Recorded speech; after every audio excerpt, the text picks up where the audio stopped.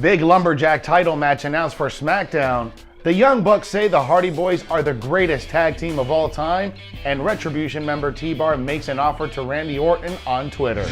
Hello everyone, Jose G here bringing you today's top stories in today's SK Wrestling News Roundup.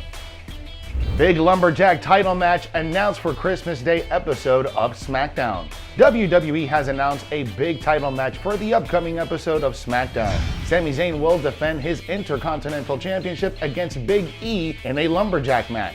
Big E got the better of WWE's master strategist during last week's Sammy's Awards, and the former New Day member has now been presented with an opportunity to win the IC title. Sami Zayn picked up a win over Big E in a non-title match 2 weeks ago. The champion tricked the challenger by getting a count-out victory. Big E, however, got the pin on Sami Zayn during an 8-man tag team match on the TLC kickoff show, which cemented his status as the #1 contender.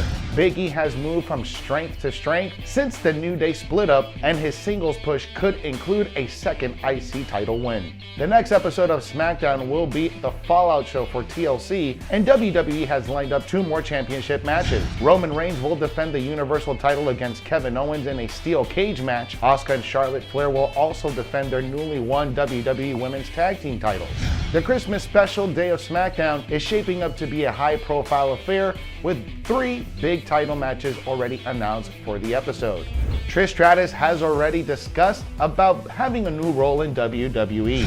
Trish Stratus was a guest on the Women's Wrestling Podcast, and the WWE Hall of Famer spoke about several topics, including the possibility of taking up a backstage role in the WWE. Stratus began by stating that she would love to be a coach, agent, or a writer in the WWE. However, the former WWE Women's Champion won't be able to be on the road due to her family commitment. Stratus loved to work with the current crop of female superstars when she returned on a few occasions not too long ago. Trish Stratus also spoke about her great working relationship with WWE producer Fit Finlay, saying, quote, "I'd love to contribute in some way. It was nice to go back a couple of times and just work with the girls and see how their minds work. And the storytelling and just working with Fit Finlay again, it got me stimulated. And him and I were like, we had a connection when we were working together. And we would literally come up with ideas. We could put some good matches together. We would be co-agenting. Probably it would be something awesome."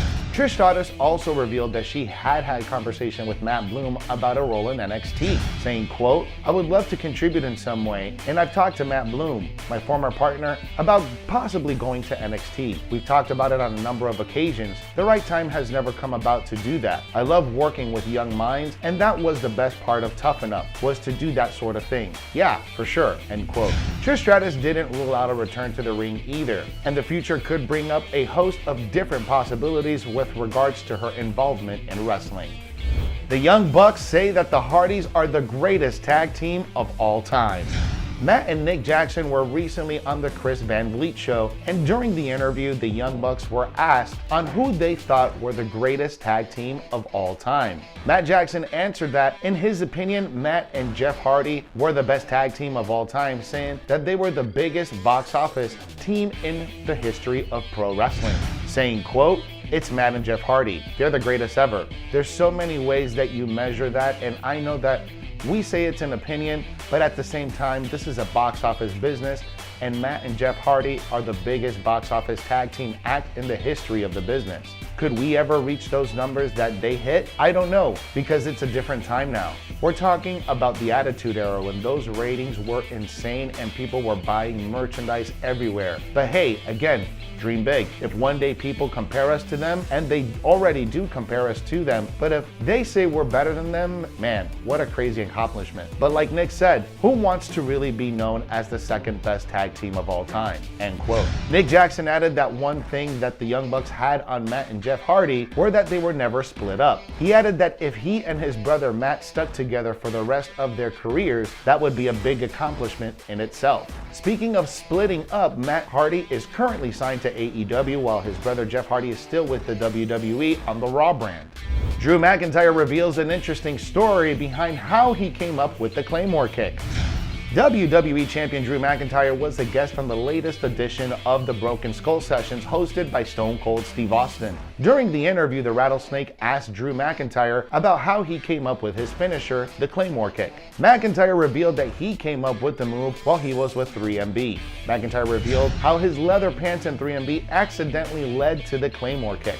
McIntyre went to hit a big boot and had to adjust his other leg due to the leather pants, leading him to inadvertently hitting what he later dubbed the Claymore kick, saying, quote, "I'm running around in those 80s ties rock and roll pants, and I was running to give a boot in the first match that I had in those leather pants, and as I was running, raising my leg for the boot, I realized, oh, these things are gonna split at the crotch. I don't want my crotch to split, so I kicked up the other leg, knocked out my opponent, and knocked myself out at the same time. Like, I remember getting up, doing an arm wringer after I did that maneuver, let the arm go, walked across the ring, tagged out, and fell to the floor because I knocked myself silly. Got to the back and someone pulled me aside and said, if you can do that move without killing yourself, you got something cool there. And I worked on it, and used it as a part of 3MB as my big maneuver that I would use, but it was created because of those tight leather pants," end quote.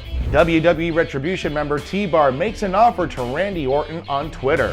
Former WWE Champion Randy Orton controversially set The Fiend alight in the middle of the ring at this weekend's WWE TLC to win the Firefly Inferno match between the pair. The ambitious match seemed to end the volatile rivalry between the two former foes, which also involved Alexa Bliss. However, this may not be the case, seen in the most recent episode of Raw, when Orton appeared in Alexa's playground. The former WWE Raw Women's Champion explained that everything may not be all that it seems. Since this, Orton has tweeted out his love for Disney's The Mandalorian and Baby Yoda on Twitter, which has caused a Retribution member to send a special invitation to the Viper. On the latest edition of Monday Night Raw, T-Bar managed to defeat former United States Champion Ricochet, and the masked faction seemed keen to help their leader Mustafa Ali recruit the Star to their group. Ricochet has had big decision ahead of him since he has been on a slump for the last few weeks. And let's see if Randy Orton responds to T-Bar's invitation to join Retribution. Thanks for watching today's SK Wrestling News Roundup. For more news stories, follow us on all social media. If you like this video, give us a thumbs up and hit that subscribe button. Download the Sportskeeda app for the most up-to-date stories in the world of wrestling.